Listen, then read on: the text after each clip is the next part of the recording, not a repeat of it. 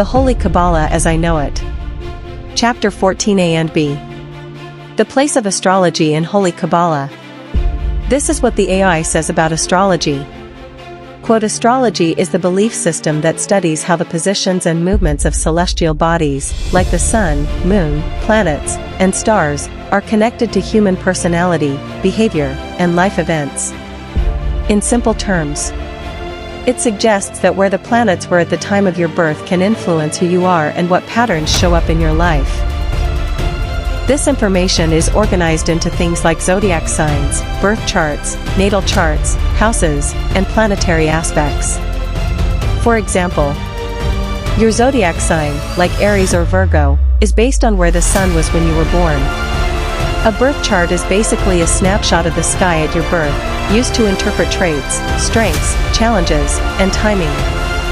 Astrology isn't considered a science.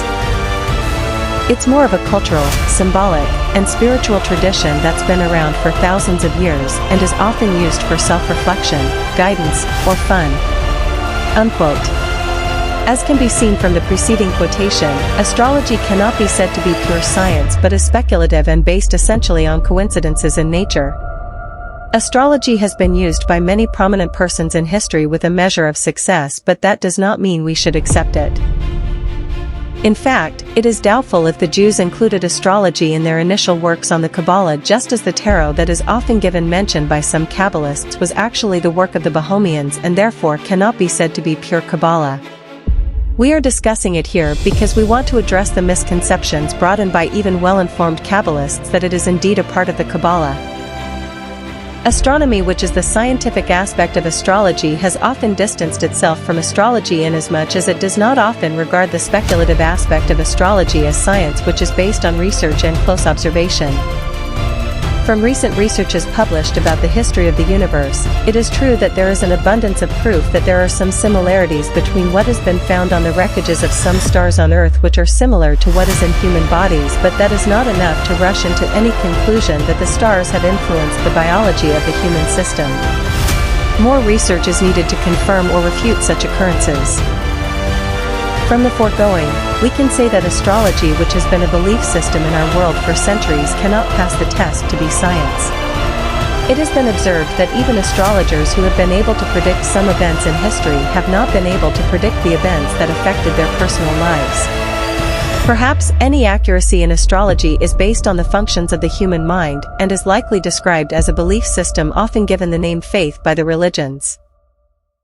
So, the most correct way to describe astrology is that it is a function of the mind which sometimes create that which have been held long enough to enable it generate images or substances similar to what our Creator did in His creation of the universe. For example, one of the religions described faith as, quote, now faith is the assurance of things hoped for, the conviction of things not seen, unquote.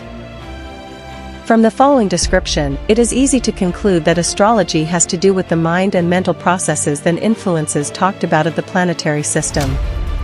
In fact, prominent astrologers tell us in clear terms that the stars do not compel but merely impel, which means a strong mind can refuse to accept what the star suggests. By the same token, the same strong mind can accept what the stars say and make things happen as the star suggests. That is why William Shakespeare said, quote, the fault, dear Brutus, is not in our stars, but in ourselves, that we are underlings. Unquote. William Shakespeare can be said to be a sage of high repute, being one of the most inspired writers of the past. So to ignore what he says is to do ourselves lots of harm, as many have done in the past because of their compulsive belief in the influence of stars. In the past, we have written profusely about faith and superstition, concluding that the mental processes involved in faith are similar to those that lead to superstition. In fact, they produce the same result on the human mind.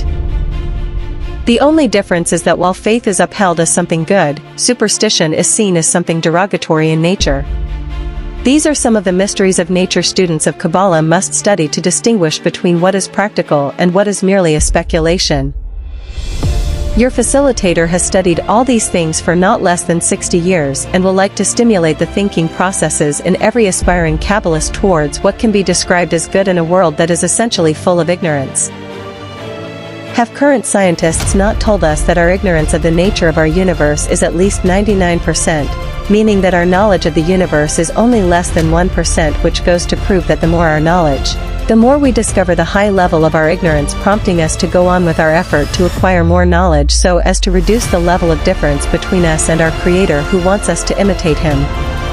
Note: your facilitator is interested in interacting with all viewers because of his belief that this is the best way to fast-track the process of acquiring new knowledge so as to make the world a better place for humanity today. So merely viewing and nodding or shaking your head in response is not the best way to illumination. Let us therefore do the best we can to work together for an end that will definitely clear the way for a more peaceful, prosperous, and harmonious world, which should be the mantra of all men and women of goodwill. Our discussion on the tarot in the next chapter, which is 15. But here is the meaning of the tarot by AI. Quote, "Tarot is a symbolic system of cards used for insight and self-reflection, helping people understand life situations, inner states, and possible outcomes. It works by interpreting archetypal images that mirror personal and spiritual experiences rather than predicting fate." Unquote.